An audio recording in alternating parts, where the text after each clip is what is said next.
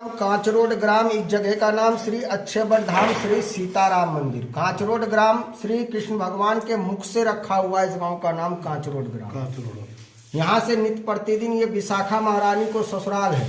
जो राधा रानी के अष्ट सखियों में से एक सखी का नाम था विशाखा। विशाखा महारानी इसी गांव में उपाध्याय परिवार में ब्याही गई थी। वो नित्य प्रतिदिन यहाँ से नए चूड़ियों को बना के राधा रानी के लिए ले जाते थे, इसलिए इस गांव का नाम कांचरोड पड़ा। इस जगह का नाम श्री अक्षयवट धाम श्री सीताराम मंदिर। हमें भगवान के समय का यहाँ पे दो वस्तु दर्शन होता है। एक तो श्री नंद बाबा वाले शालिग्राम भगवान, जिनको कि 65,000 वर्षों तक स्वयं नंद बाबा ने पूजा है। 5,774 वर्षों से इस मंदिर में विद्यमान है, उनका अभी आपको दर्शन होगा। और एक साक्षात अक्षयवट भगवान, एक साक्षात अक्षयवट भगवान है, एक साक्षात अक्षयवट भगवान है जिनकी आयु की सही फिक्स किसी को डाटा पता नहीं। कलयुग वाले कहते हैं कि द्वापर युग का है, द्वापर युग वाले कहते हैं कि त्रेता युग का है, और त्रेता युग वाले कहते हैं सतयुग का। अक्षयवट का अर्थ है जिसका किसी भी काल में किसी भी समय में क्षय ना हो, उसका नाम श्री अक्षय। और ये अक्षयवट है जो सागर मंथन से 8वें रत्न के रूप में निकले थे। अब यहाँ की आपको मैं महत्तम की जानकारी देने जा रहा हूँ। आज से 5,774 वर्ष पूर्व जब माँ यशोदा ने श्री लल्ला को जगाया कि लल्ला तू गाय चरावे को ना जा रहे का, मनसुखा सुदामा तेरे ग्वार बारिया सखा सब तेरे गैया बछड़ा सब तो हकार रहे, तू गैया चरावे को ना जाएगो। लल्ला आंख बीचते हुए उठे। माँ यशोदा ने सीधे हाथ में बांस की छड़ी पकड़ा दी, उल्टे हाथ में जल भरा हुआ कमंडल पकड़ा दिया और कांधे पे काला कम्बल रख दिया। इसीलिए कान्हा जी का उस दिन से एक नाम काली कमली वाला भी पड़ा। जब तीनों वस्तु मिल गए लल्ला को, तो लल्ला ने बोला मैया पहले तू मोए कछु खान को दे, पाछे में तेरी गैया चराऊंगो, ना तो या धरो तेरो कमंडल और या पकड़ तू अपनी कमली सोटा। जो उस समय से ये कहावत चला आया है हमारे हिंदू सनातन धर्म में कि भूखे भजन होए न गोपाला, पकड़ तू अपनी घंटी माला। ये सब श्री कृष्ण भगवान ने यशोदा माँ से बोला था कि या तो धरो तेरो कमली और या पकड़ तू अपनो सोटा कमंडल। मोए तेरो गैया ना चरानो, पहले तू मोए कछु खान को दे, पाछे में तेरी गैया चरान को जाऊंगी। माँ यशोदा ने अपने मुख से जूठा कुछ पान का टुकड़ा निकाल के लल्ला के मुख में डाल दिया। वो दाग भी अभी तक वहीं का चिपका हुआ है श्री शालिग्राम भगवान के ऊपर में। और लल्ला को बोल दिया लल्ला ऐसो कर के मेरे हाथ खाली ना, मैं दही में से मक्खन काट रही हूँ, तू अपने नंद बाबा के पास में जा, नंद बाबा से कछु लेके खा लीजिए।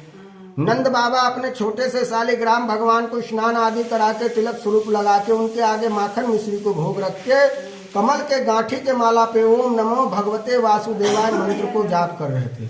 लल्ला ने 3 आवाज मारा, बाबा मोह कछु खान को दे, बाबा मोह कछु खान को दे, मगर बाबा टस से मस नहीं हुए। कान्हा जी ने मन में सोचा कि मैया तो दही में से मक्खन काढ़वे में बजी है और इतने बाबा अपने ठाकुर जी के सेवा में व्यस्त हैं। आज लगो कि मोह भूखे गैया चरान को जानो पड़ेगो, सो लगतो मोए कछु जुक्ति करनो पड़ेगो। लल्ला बिना नहाए धोए नंद बाबा के ठाकुर जी के मंदिर में घुस गए। नंद बाबा ने जो अपने शालिग्राम भगवान के लिए माखन मिश्री को भोग रखो, तो पहले वह माखन मिश्री को चुराए के खाए गए। फिर नंद बाबा जिस ठाकुर जी का 65,000 वर्षों तक सेवा करते हुए चले आ रहे थे, उस शालिग्राम भगवान को भी उठा के अपने मुख में रख लिया। चौखट से बाहर निकलने लगे। माँ यशोदा ने टोक दिया लल्ला तूने कछु पायो ना पायो। लल्ला ने बोला आज तो मैं घनो फंस गो, अगर बोल दियो तो या पत्थर के शालिग्राम भगवान मुख से बाहर को आ जाएंगे और मैया मोए कूट देंगी। बोलो उचित ना, उन्होंने हुकारी में जवाब दियो हूँ मैया मैंने कर ली। ठीक लल्ला आज तू कातियानी पीठ को जइयो गैया चरावे।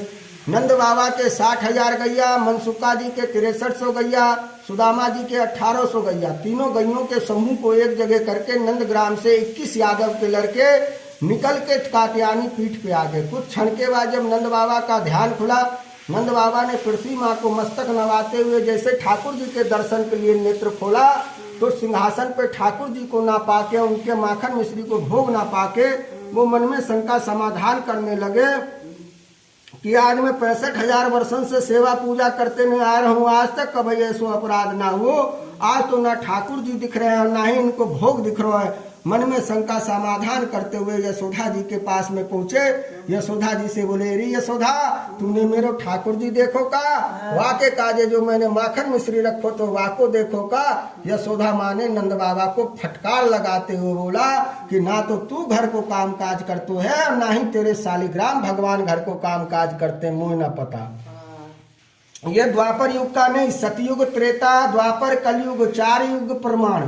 सुबह 6 से लेके और 11 बजे के बीच में किसी भी माता बहनों को छेड़ दो तो वह दुर्गा से चंडी देवी बनने में समय नहीं लगाती हैं। इस वक्त उनके घर के काम काज का रहता है और काम काज के वक्त में चाहे वो बाप छेड़ देवे, चाहे वह को बेटा छेड़ देवे, चाहे वह को भाई छेड़ देवे, चाहे वह को पति छेड़ देवे, वह भद्रा उतारवे में समय नहीं लगाती हैं। माताओं के क्रोध को ही उनका चंडी देवी का रूप बताया गया। इसीलिए काम करते हुए माताओं से कभी बोलो मत, पीछे से रास्ता काट के निकल जाओ मगर बोलो मत।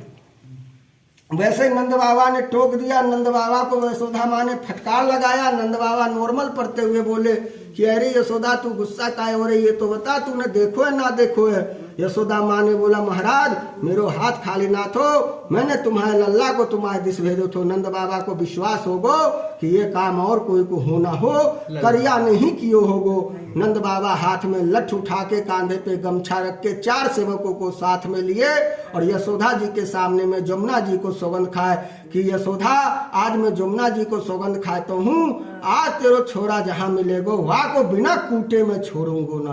बड़े क्रोध में नंद बाबा ढूंढने के लिए 4 सेवकों के साथ कात्यायनी पीठ पे आए। कात्यायनी के भक्तों ने बताया कि मुखिया जी, आपके गांव के ग्वारिया सब तपोवन भूमि गए हैं। जब तपोवन भूमि पे आए तो 21 ग्वारिया में से सिर्फ 2 ग्वारिया मिले, एक का नाम मनसुक्का, दूसरे का नाम सुदामा। मनसुक्का जी तो नंद बाबा के हाथ में लठ देखते ही